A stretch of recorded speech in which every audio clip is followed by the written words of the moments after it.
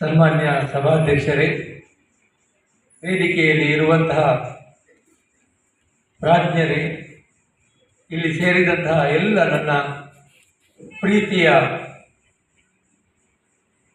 ವಿದ್ವಜ್ಜನರು, ವಿದ್ಯಾರ್ಥಿಗಳು, ಇವತ್ತಿನ ವಿದ್ವಜ್ಜನರಿಂದಲೂ ಭವಿಷ್ಯದ ವಿದ್ವಜ್ಜನರಿಂದಲೂ ಕೂಡಿದಂತಹ ಸಭೆ.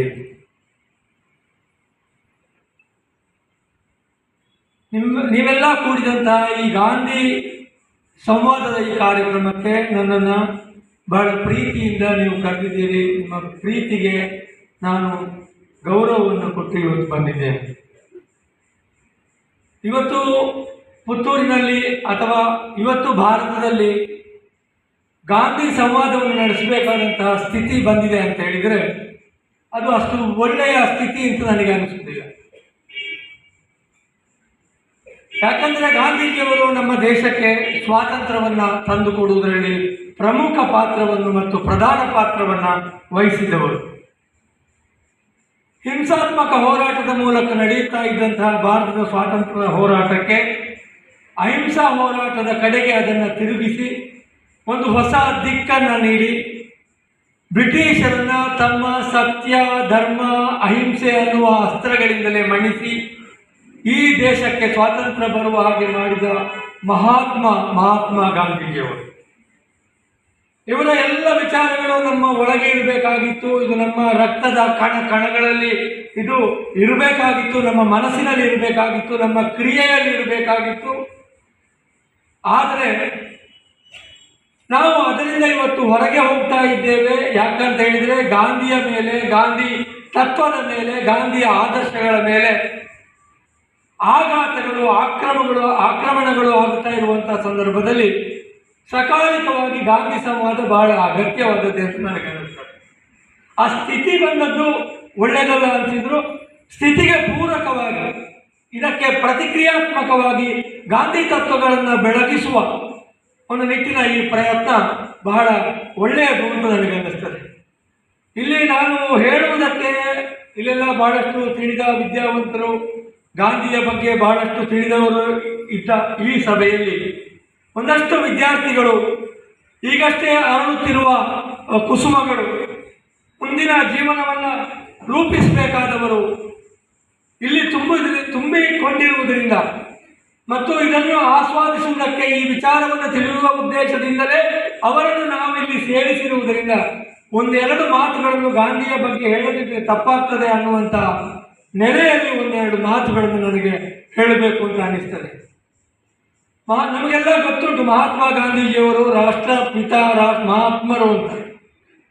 ಆದರೆ ಗಾಂಧೀಜಿಯವರು ಅವರ ವ್ಯಕ್ತಿತ್ವ ಹೇಗೆ ರೂಪುಗೊಂಡಿತು, ಅವರ ವ್ಯಕ್ತಿತ್ವ ಯಾವ ರೀತಿಯಲ್ಲಿ ಬೆಳಗಿತು ಅನ್ನುವ ಒಂದು ಚಿಕ್ಕ ಪುಟ್ಟ ಒಂದು ಲೈನನ್ನು ನಾನು ಹೇಳ್ತೇನೆ.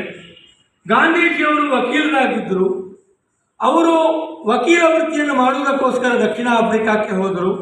ದಕ್ಷಿಣ ಆಫ್ರಿಕಾದಲ್ಲಿ ನಡೆದಂಥ ಒಂದು ಘಟನೆ ಅವರ ಬದುಕಿನ ಗತಿಯನ್ನೇ ಬದಲಿಸಿತು.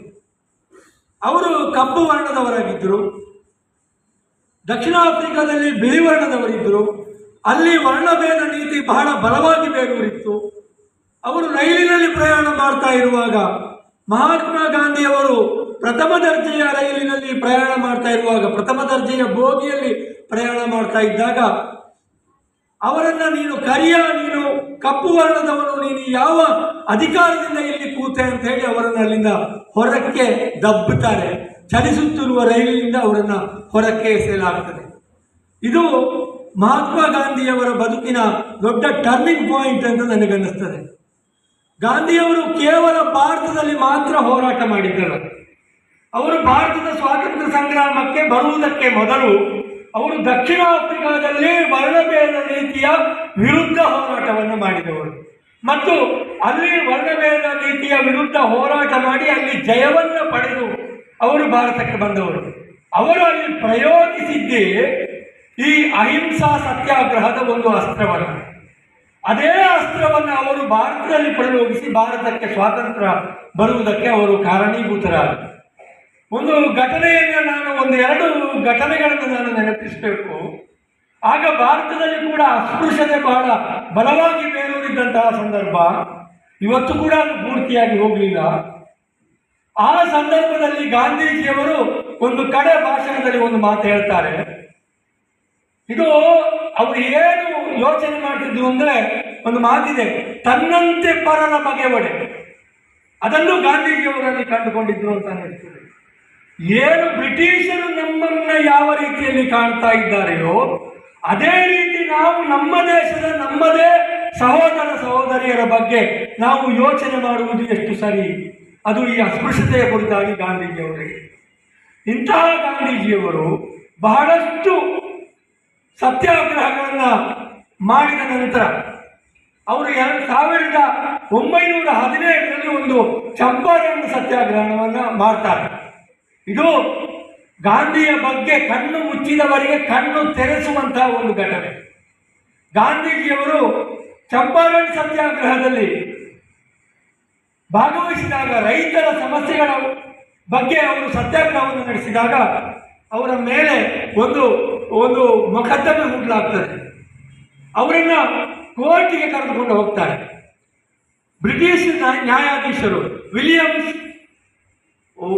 ವಿಲಿಯಮ್ಸನ್ ಅಂತ ಒಬ್ಬ ವ್ಯಕ್ತಿ, ಅವನ ಪೂರ್ತಿ ಹೆಸರು ನನಗೆ ಬರುವುದಿಲ್ಲ. ವಿಲಿಯಮ್ಸನ್ ಅಂತ ನ್ಯಾಯಾಧೀಶರು ನ್ಯಾಯಸ್ಥಾನದಲ್ಲಿ ಕುಳಿತುಕೊಂಡಿರ್ತಾರೆ.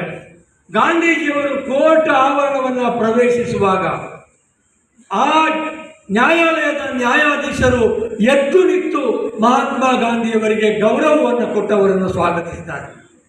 ಇದು ಗಾಂಧೀಜಿಯ ವ್ಯಕ್ತಿತ್ವಕ್ಕೆ, ಅವರು ಯಾರನ್ನು ವಿರೋಧಿಸುತ್ತಿದ್ದರೋ ಆ ವಿರೋಧಿಗಳ ನ್ಯಾಯಾಧೀಶರು ಕೊಟ್ಟಂತಹ ಒಂದು ಗೌರವ.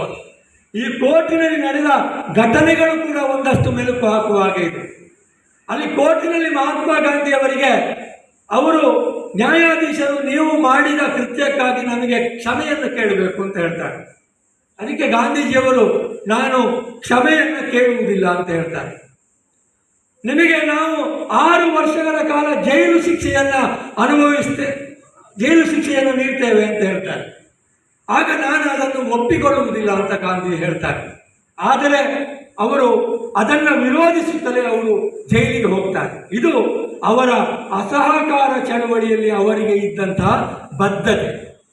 ಈ ಕಾರಣಕ್ಕಾಗಿ ಗಾಂಧೀಜಿಯವರು ನಮಗೆ ಸದಾ ಸ್ಮರಣೀಯರು, ಸದಾ ಅನುಕರಣೀಯರು, ಸದಾ ನಮಗೆ ಅವರು ಮಾರ್ಗದರ್ಶನವನ್ನು ನೀಡ್ತಾ ಇರುವಂಥವರು.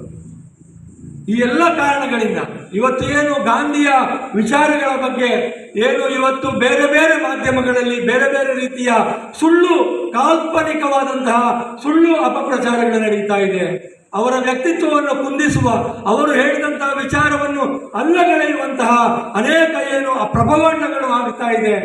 ಇವುಗಳನ್ನೆಲ್ಲ ನಾವು ಅರಿತುಕೊಂಡು ಇವುಗಳ ಬದಲಾಗಿ ನಾವು ಗಾಂಧಿಯವರ ವಿಚಾರಗಳನ್ನು ತಿಳಿದುಕೊಳ್ಳುವುದರ ಮೂಲಕ, ಅವರಂತೆ ನಡೆಯುವುದರ ಮೂಲಕ, ಅವರ ಮಾರ್ಗದರ್ಶನದಲ್ಲಿ ಅವರು ಹಾಕಿಕೊಟ್ಟ ದಾರಿಯಲ್ಲಿ ಕೆಲವು ಹೆಜ್ಜೆಗಳನ್ನಾದರೂ ಇಡುವುದರ ಮೂಲಕ ಮಹಾತ್ಮ ಗಾಂಧಿಗೆ ನಾವು ಗೌರವವನ್ನು ಕೊಡುವ, ಆಗ ಇಂತಹ ಸಂವಾದಗಳು, ಗಾಂಧಿಯ ವಿಚಾರಗಳು ಅರ್ಥಪೂರ್ಣ ಆಗ್ತದೆ ಅಂತ ನನಗನ್ನಿಸ್ತದೆ.